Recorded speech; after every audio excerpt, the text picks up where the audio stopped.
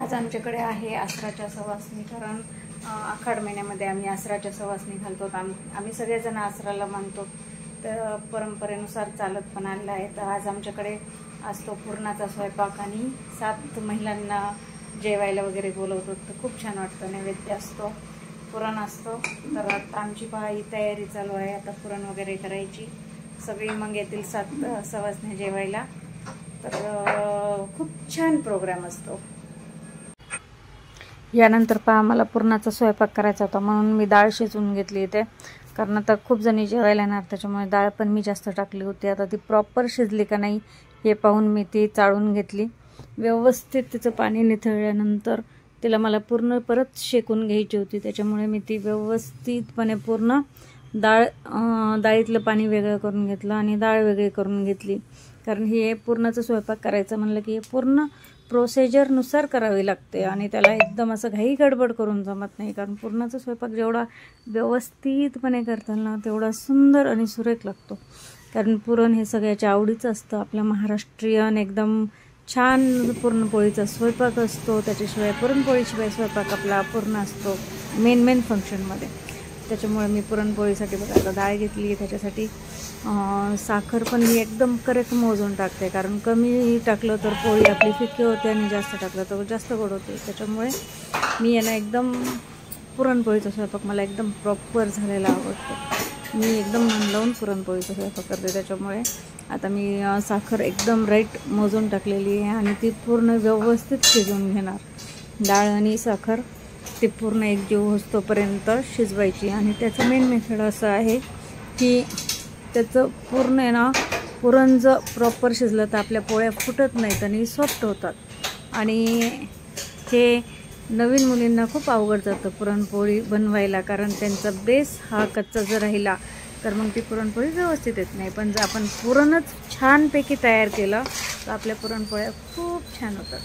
आणि मला पुरणपोळी खूप आवडते, त्याच्यामुळे मी प्रॉपर बनवते. आणि मी ते चाळणीतून वगैरे काढत नाही, कारण त्याला खूप टाईम लागतो. माझ्याकडे फूड प्रोसेसर आहे, त्याच्यामध्ये मी एकदम फास्ट पुरण तयार होतं आणि त्या चाळणीपेक्षा पण अतिशय बारीक होतं, सॉफ्ट होतं. त्याच्यामुळे पोळ्या एवढ्या छान लागतात ना, खूप छान होतात.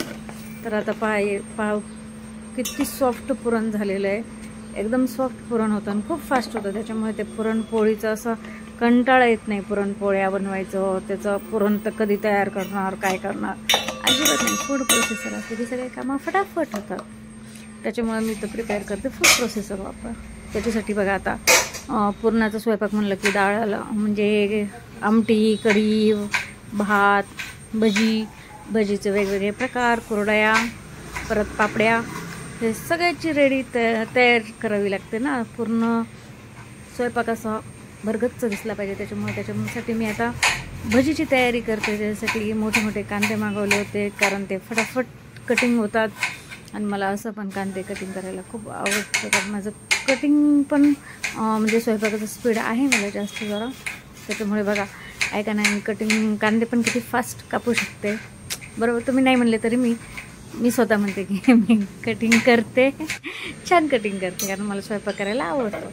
आता सगळं बाकीचं छोटे मोठे प्रोसिजर झाल्यावर आता येतो देवीचा नैवेद्य. देवीच्या नैवेद्यासाठी मी एकदम छोट्या अशा गोल मस्तपैकी पुरणपोळ्या तयार केल्या.